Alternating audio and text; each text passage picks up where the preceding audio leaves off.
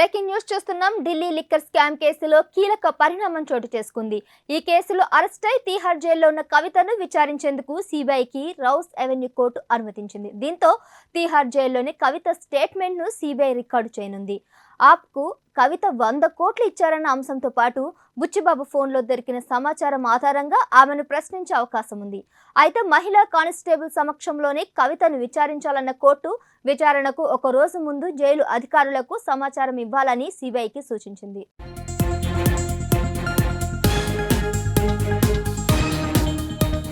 గతంలో తమ ఎదుట హాజరు కావాలని సిబిఐ నోటీసులు ఇవ్వగా కవిత సిబిఐ విచారణకు హాజరు కాలేదు. అయితే గత నెల 15న కవితను ఈడీ అరెస్ట్ చేసింది. ఈ క్రమంలో సిబిఐ ఎంటర్ అవ్వడం ఆసక్తిగా మారింది. మరోవైపు ఢిల్లీ లిక్కర్ స్కామ్లో కవిత మధ్యంతర బెయిలుపై తీర్పును న్యాయస్థానం సోమవారానికి వాయిదా వేసింది. సోమవారం కోర్టు తీర్పు ఇవ్వనున్న నేపథ్యంలో సిబిఐ రంగంలో దిగటం పొలిటికల్ సర్కిల్లో హాట్ టాపిక్గా మారింది.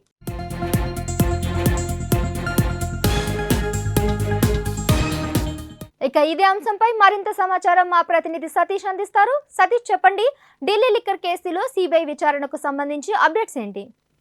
సహస్ర, ఢిల్లీ లిక్కర్ స్కామ్కు సంబంధించి దాదాపుగా మనము 1 సంవత్సరంన్నర పైనుంచి వింటూనే ఉన్నాం.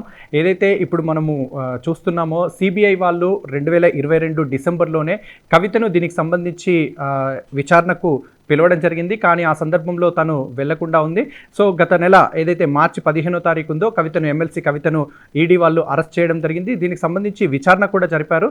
సో తర్వాత తనని తీహార్ జైల్లో పంపించారు. సడన్గా ఇప్పుడు తను మధ్యంతర బెయిల్ కోసం తన బాబుకు ఎగ్జామ్స్ ఉన్నాయి, నేను ఈ సందర్భంగా మా బాబుతో ఉండాలి అని చెప్పి మధ్యంతర బెయిల్కు కవిత అప్లై చేసుకోవడం జరిగింది. దీనికి సంబంధించి వచ్చే సోమవారానికి, అంటే ఈ నెల 8వ తారీఖుకి కోర్టు తీర్పుకు సంబంధించి వాయిదా వేయడం జరిగింది. సో ఇదే సందర్భంగా ఈరోజు సిబిఐ వాళ్ళు గత సంవత్సరం అంటే 2022 డిసెంబర్లో కవితను మేము యాప్ వాళ్లకు 100 కోట్ల ట్రాన్సాక్షన్స్ జరిగాయి, మేము యాప్కు ఇవ్వడం జరిగింది అని చెప్పి దానికి సంబంధించి ఏదైతే మళ్ళీ బుచ్చిబాబు అనే పర్సన్ ఎవరైతే ఉన్నారో దానికి సంబంధించి ఫోన్లో ఉన్నటువంటి సమాచారం ఏదైతే ఉందో దానికి సంబంధించి కూడా కోర్టు పర్మిషన్ ఇచ్చింది సిబిఐకి. ప్రస్తుతానికి వాళ్ళు జైల్లో విచారణ చేసుకోవడానికి కోర్టు పర్మిషన్ ఇచ్చారు.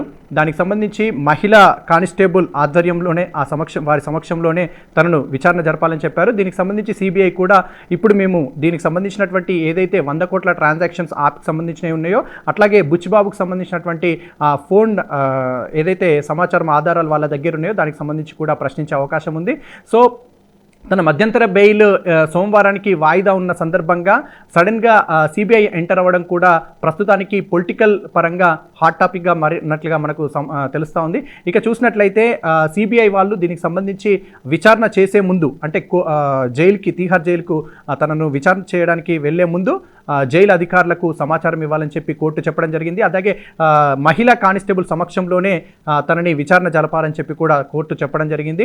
ముఖ్యంగా ఈ 100 కోట్ల ట్రాన్సాక్షన్ సంబంధించి ఇంతకుముందు కవితను సిబిఐ వాళ్ళు పిలవడం జరిగింది, తను అప్పుడు వెళ్ళలేదు అని చెప్పి కూడా చెప్పడం జరిగింది. సో ఈ పరంగా చూసినట్లయితే ఏదైతే మధ్యంతర బెయిల్ కోసం కవిత అప్లై చేసుకున్నారో ఇంతకుముందు, అంటే నిన్న జరిగినటువంటి ఏదైతే వాదోపవాదనలు ఉన్నాయో దానికి సంబంధించి సోమవారానికి 8వ తారీఖుకి వాయిదా వేసింది కోర్టు.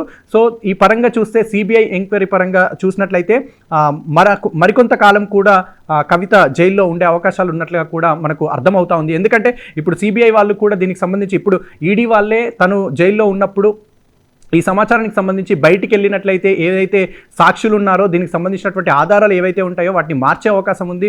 కాబట్టి తనకు బెయిల్ మంజూరు చేయొద్దు అని చెప్పి ఈడీ వాళ్ళు కోర్టుకు చెప్పడం జరిగింది. సో దీనికి సంబంధించి అయితే ప్రస్తుతానికి మనకు సోమవారము 8వ తారీఖు అయితే వాయిదా వేసినట్లుగా అయితే సమాచారం ఉంది. సో మరి ఈ పరంగా సడన్గా సిబిఐ వాళ్ళు ఎంటర్ అయ్యి ఇప్పుడు తనను విచారణ జరుపుతామని చెప్పి దీనికి సంబంధించినటువంటి ఆధారాలు మా దగ్గర ఉన్నాయని చెప్పి దానికి సంబంధించినటువంటి ప్రశ్నలు అడిగి దానికి సంబంధించినటువంటి స్టేట్మెంట్ ఏదైతే ఉందో అది రికార్డ్ చేస్తామని చెప్పి సిబిఐ వాళ్ళు కోర్టుకు చెప్పడం జరిగింది. సో కోర్టు తీహార్ జైల్లో వారు రికార్డ్ చేసుకోవడానికి కవితను ప్రశ్నించడానికి కూడా పర్మిషన్ ఇవ్వడం జరిగింది. దానికి సంబంధించి వాళ్ళు ఎవరైతే జైలు అధికారులు ఉన్నారో వాళ్లకు సమాచారం ఇవ్వాలని, అలాగే మహిళా కానిస్టేబుల్ సమక్షంలో తనను విచారణ జరపాలని చెప్పి అయితే కోర్టు పర్మిషన్ ఇచ్చింది. సహస్ర.